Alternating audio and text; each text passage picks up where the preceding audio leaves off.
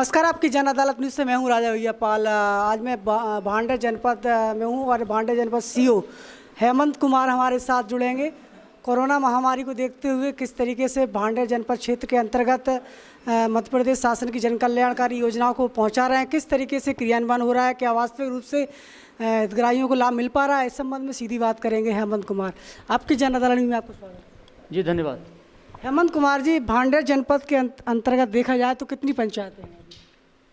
अपने 68 ग्राम पंचायतें भांडे जनपद में आती हैं और 139 ग्राम हैं और जो आबाद ग्राम हैं 15 ऐसे ग्राम हैं जो बेचराग हैं।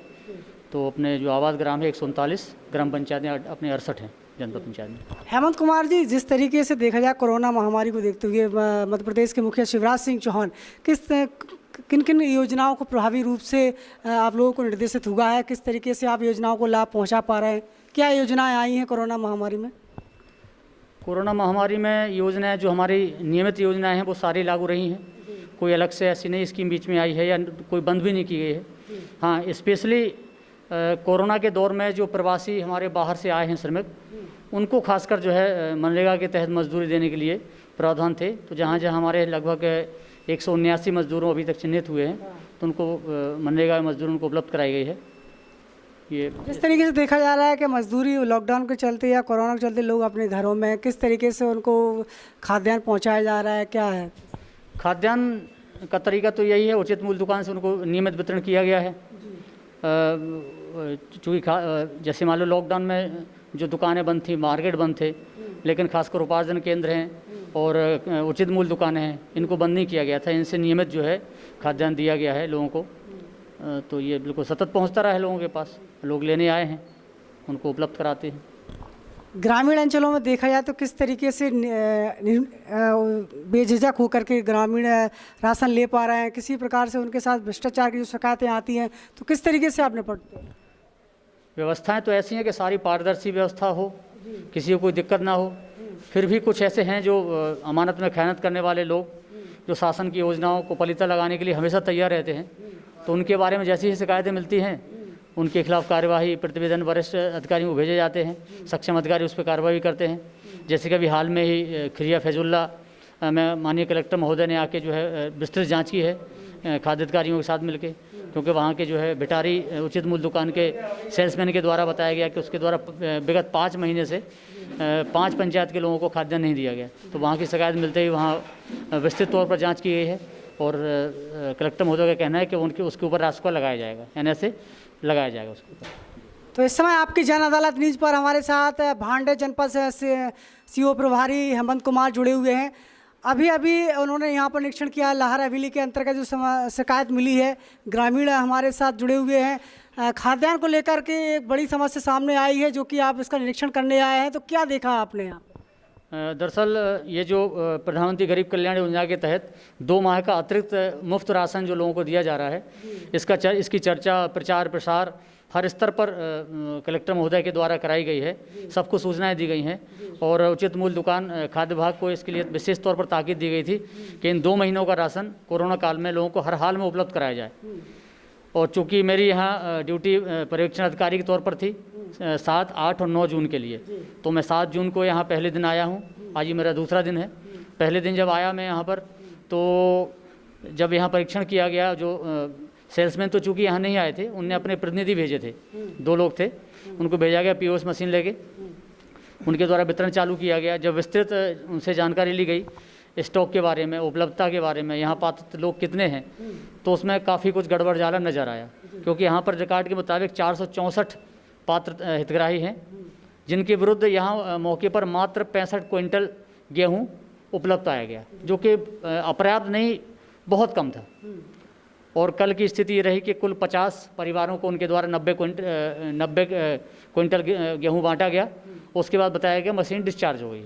तो मेरे द्वारा जिला सहायक खाद्य आपूर्ति अधिकारी श्री धाकरे साहब को मैंने अवगत कराया कि ये इस तरह से मशीन को डिस्चार्ज बताया जा रहा है। तो उनके द्वारा बताया कि आप उनसे बोलें कि चार्ज कर लें। तो जो आए थे लोग, उनकी नीयत मुझे नहीं लग रही थी कि वो बांटने के मूड में है, क्योंकि खाद्यान्न भी उपलब्ध नहीं था और वो प्रॉपर तरीके से उनके सारी जो कार्रवाइयाँ थी वो नहीं कर रहे थे, और मुझे लगता है उनके द्वारा मशीन ख़राब करने का बहाना बनाया गया था। तो कुल 90 परिवारों को उनके द्वारा 50 क्विंटल गेहूँ बांटा गया, उसके बाद मशीन बंद कर दी गई। तो मैंने सारा प्रतिवेदन बना के पूरा पंचनामा और माननीय SDM साहब को जो है प्रस्तुत कर दिया है। आज मैं पुनः, दूसरा मेरा दिन था, आज मैं पुनः आया हूँ। यहाँ पाया गया कि रात में किसी के द्वारा लगभग जो है 50-60 क्विंटल गेहूँ यहाँ रात में उचित मूल्य दुकान के बाहर पटका गया है। कहाँ से आया है? अब ये अभी इसका कोई अधिकृत बताने वाला नहीं है इसको अधिकृत तौर पर। हालांकि मैंने अभी सेल्समैन से के जो प्रतिनिधि है मैंने उनसे दूरभाष पर बात की, तो उनके द्वारा कहा गया कि ये सोसाइटी का ही गेहूं है जो कहीं और स्टॉक करके रखा गया था, पुलिया ख़राब थी, ये थी, बहाना बनाया जा रहा था उनके द्वारा, तो वो अभी इसको वितरण के लिए रखा गया है। लेकिन इसमें अभी विस्तृत जांच की ज़रूरत है। जो भी यहाँ गड़बड़ियाँ पाई गई हैं या जो भी संभावित गड़बड़ियाँ हैं उनके बारे में विस्तृत जांच होगी। सारे ग्रामवासी यहाँ मौजूद हैं, पात्र पर्ची धारी भी यहाँ मौजूद हैं, सबके कार्ड, पिछला रिकॉर्ड, यहाँ उपलब्धता खाद्यान्न की पिछली वर्तमान में एक बिंदु पर यहाँ जाँच होगी।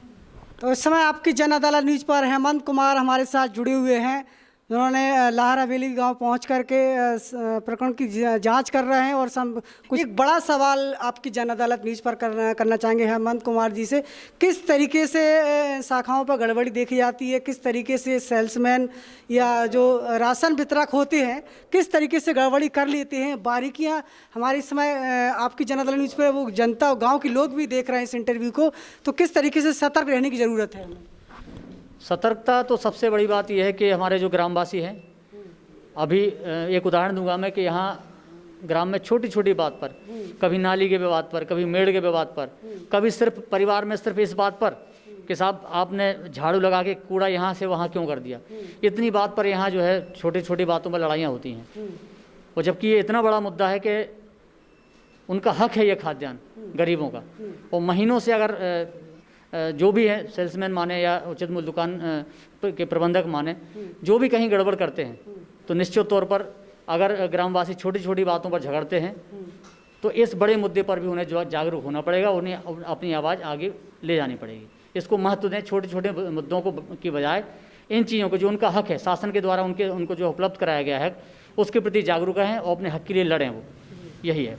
हेमंत कुमार जी, हमारी बात इस मुद्दे को लेकर है, जिस तरीके से मशीन में जो हेरा फेरी की जाती है, किस तरीके से ग्रामीणों को गुमराह करके उनके हक को छीना जाता है, आपने बहुत सी जगहों पर निरीक्षण किया होगा, तो क्या बारीकी समझी, कैसे गांव को इस हेरा फेरी से बचाया जा सकता है? निरीक्षण के लिए तो मेरी चूँकि दुकान पर मेरी ड्यूटी है, लेकिन मेरे और बाकी साथी या जनों से जब ग्रामीण लोगों से जब मुलाकात होती है तब उनके द्वारा तरह तरह की बातें बताई जाती हैं। एक तो कहीं कहीं सेल्समैन जो है अपना अंगूठा लगा लेते हैं, और ये बहाना करके कि ये कोरोना टाइम में ऐसा ना हो कि जो है बार बार मशीन को सैनिटाइज करना पड़ेगा तो मशीन ख़राब हो सकती है, तो कहीं इस तरह से ही सुनने को आता है। पात्रता पर्ची, जो वितरण के बाद जो पर्ची POS मशीन से निकलती है, कहीं कहीं वो भी शिकायत लोग करते हैं कि साहब वो दी नहीं जा रही है, वहीं फाड़ के रख लेते हैं वो अपने पास। ये छोटी छोटी चीज़ें हैं जो जिन पर जो है विस्तृत जाँच की जरूरत है। तो आपकी जन अदालत न्यूज़ पर विस्तार से चर्चा की है। हेमंत कुमार भांडेर जनपद CO हमारे साथ जुड़े हुए थे, तमाम मुद्दों को लेकर हमने चर्चाएं की हैं। जुड़े रहिए आपकी जन अदालत न्यूज़ के साथ, फिर किसी बड़ी शख्सियत के साथ फिर हाजिर होंगे। तब तक के लिए नमस्कार, धन्यवाद, थैंक यू। नोटिफिकेशन आप तक नहीं पहुंचेगा, इसलिए नए सदस्य सब्सक्राइब करें और लाइक करती रहें। धन्यवाद। Evergreen colours India private limited, रंग है तो जीवन है।